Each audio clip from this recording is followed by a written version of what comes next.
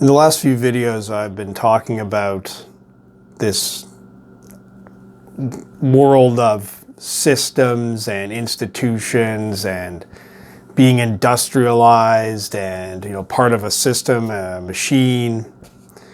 And it can easily sound like it's some kind of alien entity.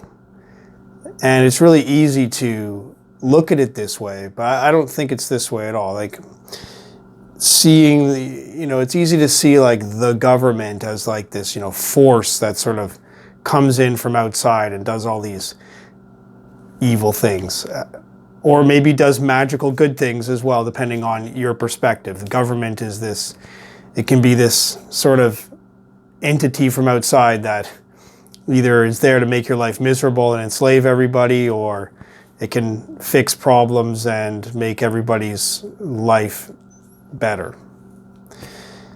And the same thing you could say with things like school, educational institutions, and even businesses as well. Big businesses, these massive corporate forces.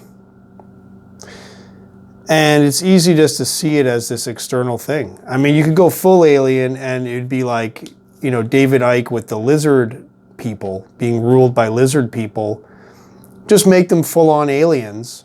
That really brings this, really highlights this idea of there being this foreign entity that we're being controlled by.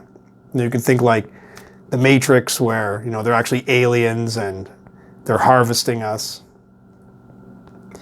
And this is a very evocative way of looking at it and imagining it. But I think that the reality is kind of more mundane, more everyday.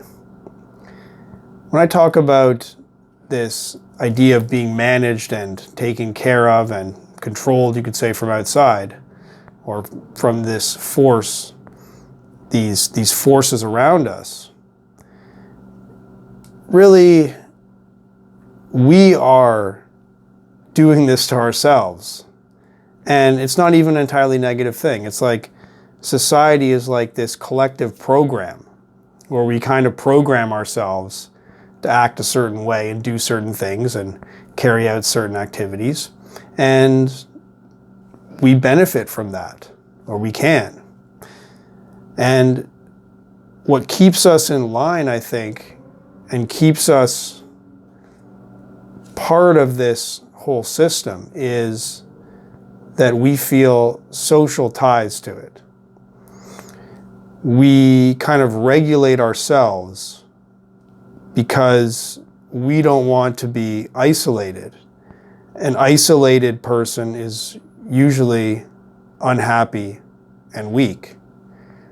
A person who is socially connected, whatever that means, somebody who has happy communal ties, is typically going to be happier and stronger.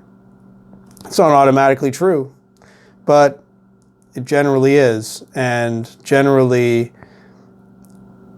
deciding that, I don't want to follow the rules of society, I want to do my own thing and do something different.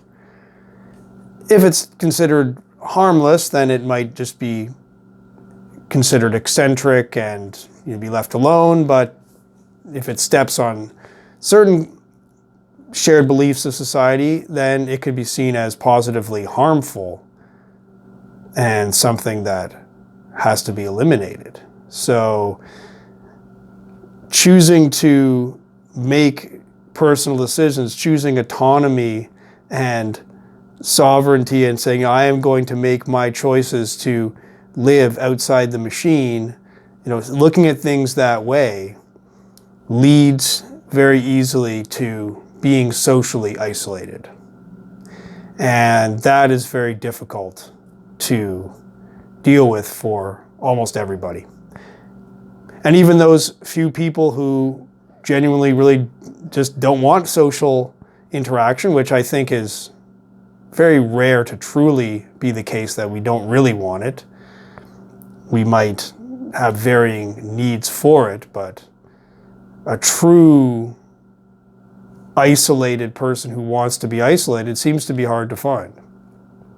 But even if we really didn't need any kind of social connection at all, it would still be very inconvenient to actually live as somebody who is socially isolated. It'd be difficult to get anything done, get what we need to live.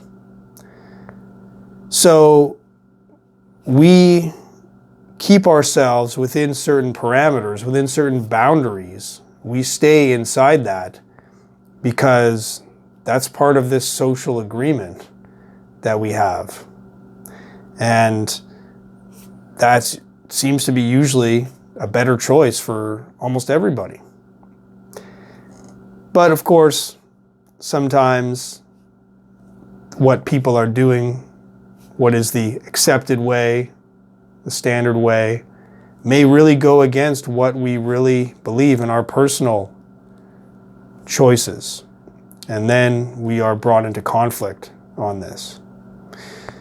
So that's an ongoing dynamic, I think, and over time, everybody has this dynamic. Everybody has certain ways that they're kind of like chafing with convention, and there's sort of like a give and take and a push and pull that over time, with everybody having this, sometimes these conventions change. They change over time. Culture, society changes as a result of all these little individual conflicts and choices that people are making.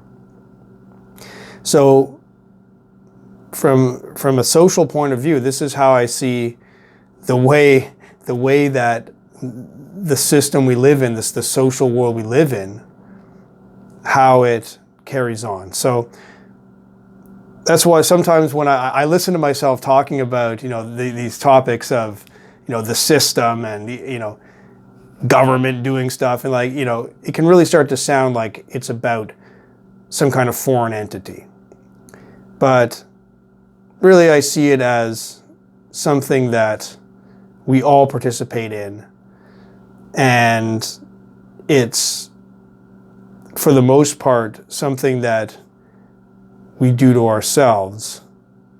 And so it's up to each of us to find that balance of how much are we going to compromise to get along and to make life smoother, more comfortable, and more cooperative, versus where are we going to decide to sacrifice that and do what we choose to do no matter what.